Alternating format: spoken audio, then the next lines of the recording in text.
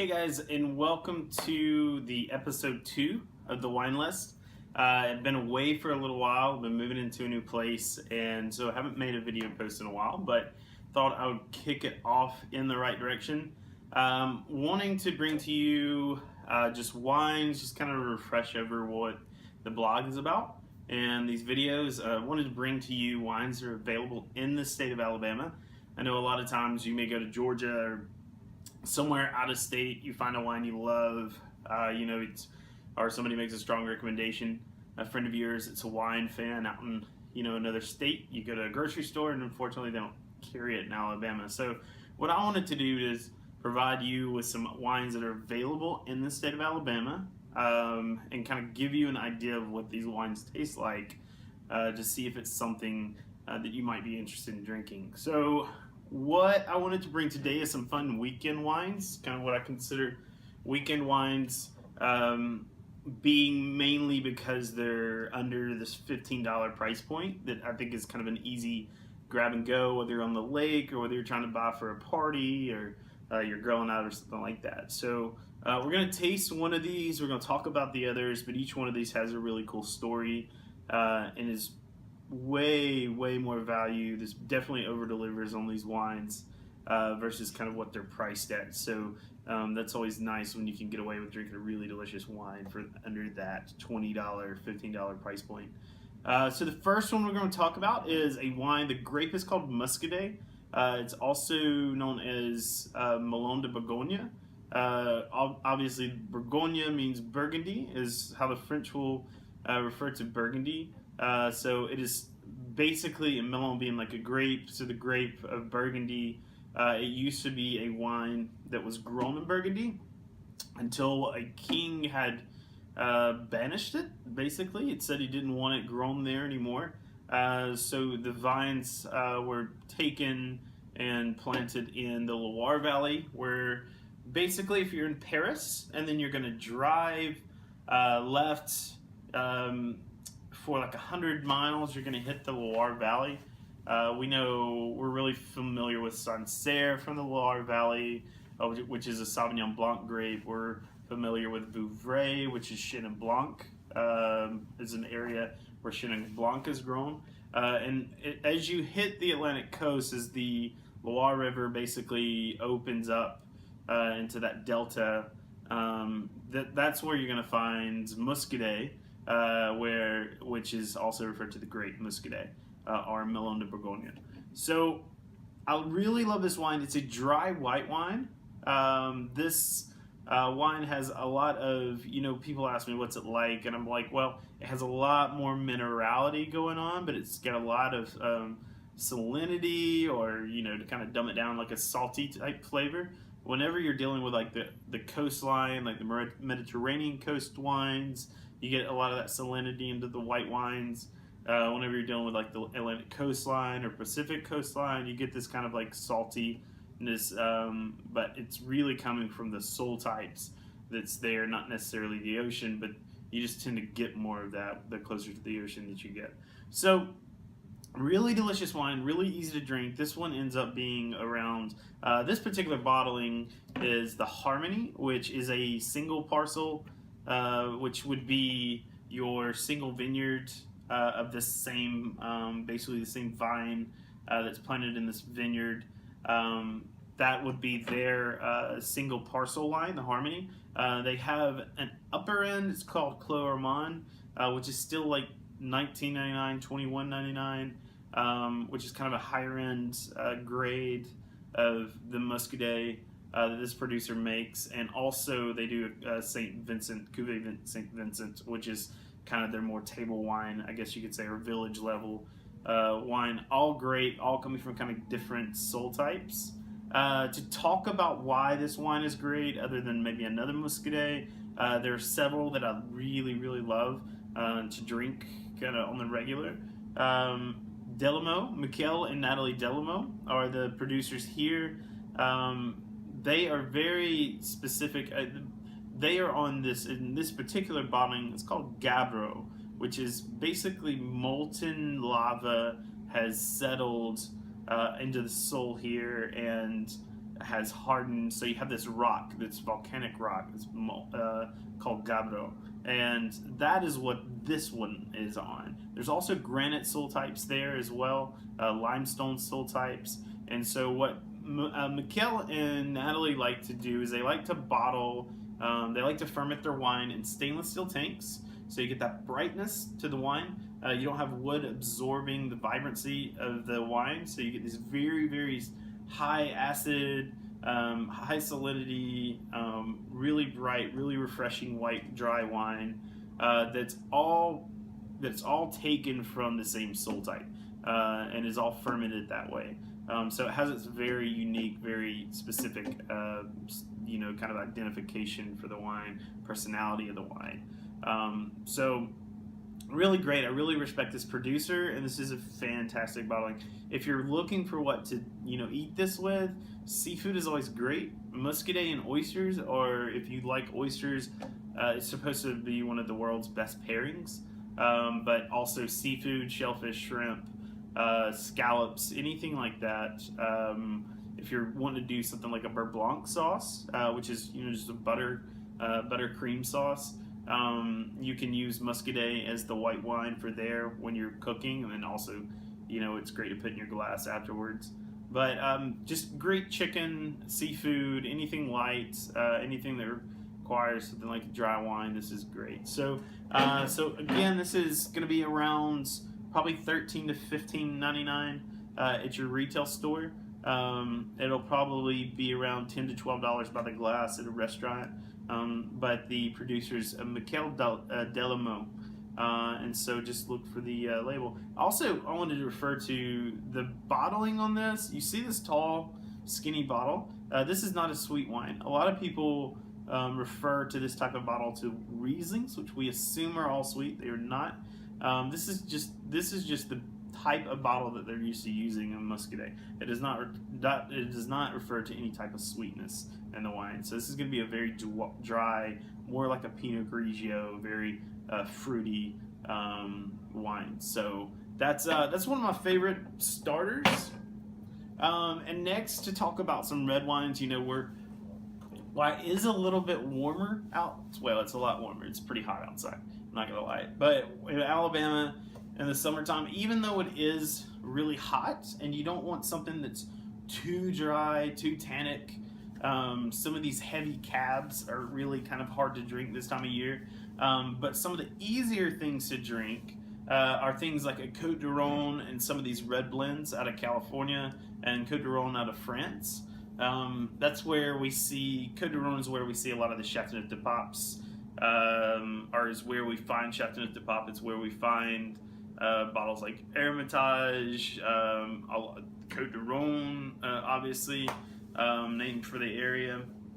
The grapes that are grown there, we're going to go ahead and straight talking about this guy. The reason I like these is that we're grilling. We grill a lot in the summertime. It's a little bit easier to get outside and hang out by the pool. Well, these tend to be great with any of your like high protein foods. So your burgers, these wines go great with. Your steaks, these wines go great with. A lot of those comfort type foods, these wines pair really nicely with. Still have that tannic structure to them, but it's not quite as heavy as some of your cabs. It's a little bit nicer to drink outside for your red varietals. So we're going to talk about this Cuvée Bastion from Domaine de Châteaumar. Domaine de Châteaumar the vineyards have been in the family estate for generations. It's now a father-son duo. They grow mainly Grenache and Syrah with a little bit of Mourvedre and some other Rhone varietals as well. But they do essentially available in Alabama 3 bottlings.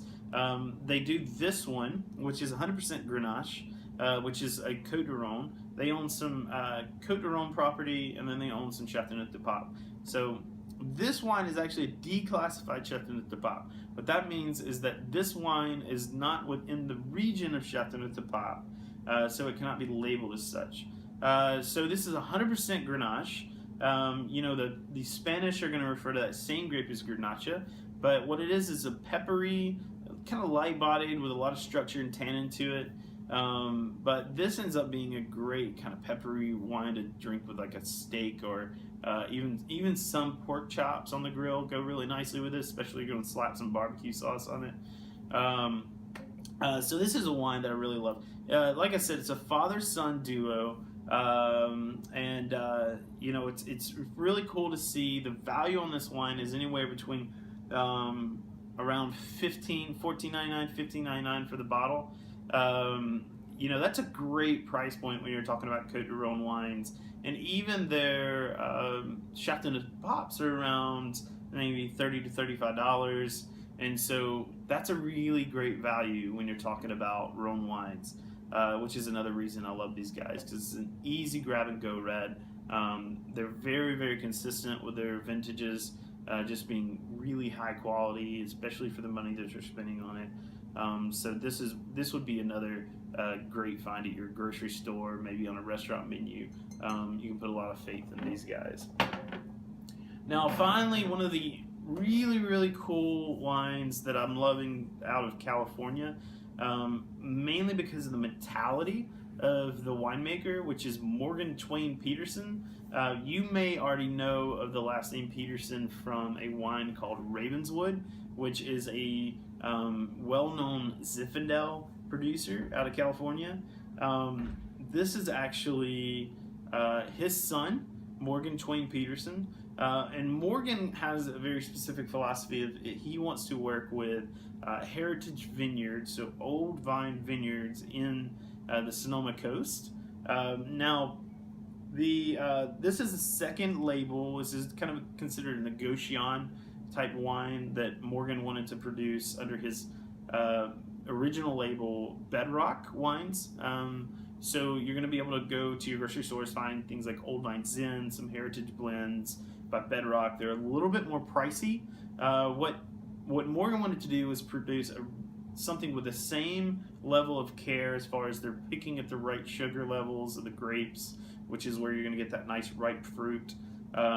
He's picking at the same levels, but he's producing a wine that's not quite as pretentious as some can be. It's just supposed to be more of just kind of an event, a party wine, but it is extremely high quality for its value, usually around between $13.99, $14.99 for this bottle.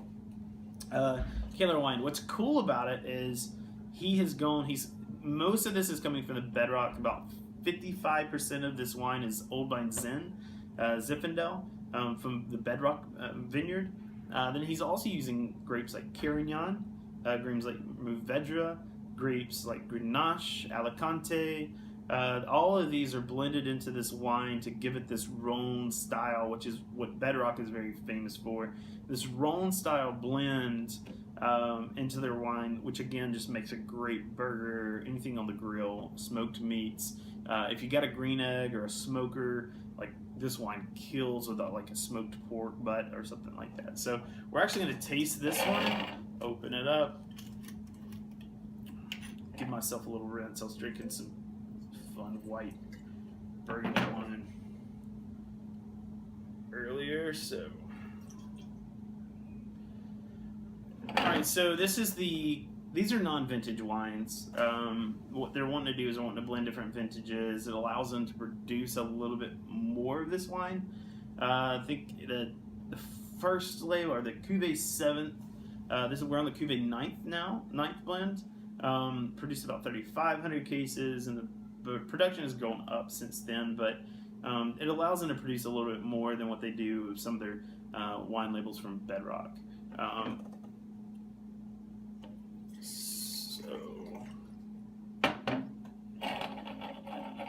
Give you a little bit more.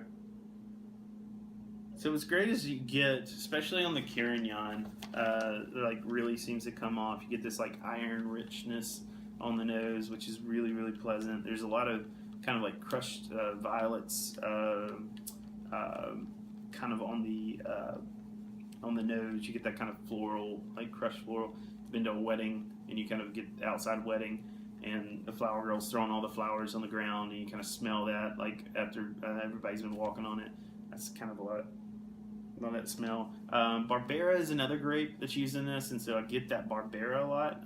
That northern, that Italy red, kind of rich red, ripe fruits. Zinfandel, obviously. But it's cool. You can even you can even smell like the ripeness of the fruit. You can smell it. There's going to be a lot of tannins on the wine. Not quite as much as your heavy cabs. It's not as quite as heavy as that, but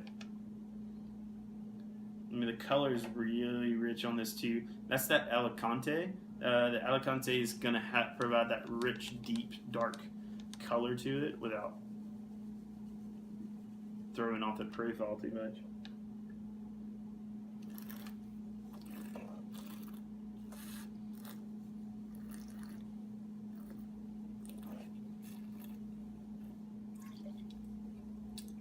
So I get a lot of smokiness, which is why I was saying it goes great with like a smoked pork or ribs or anything like that.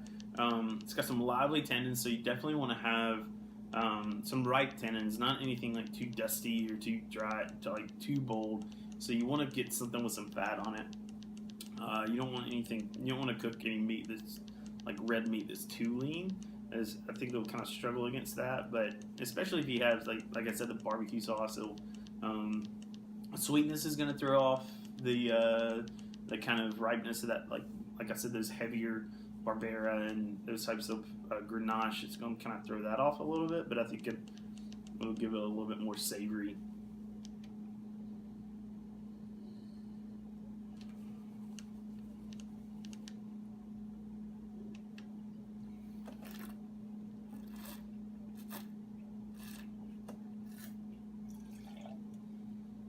It's also got a lot of that kind of cigar box, that cedar type smell to it. But yeah, it's really kind of attacking the.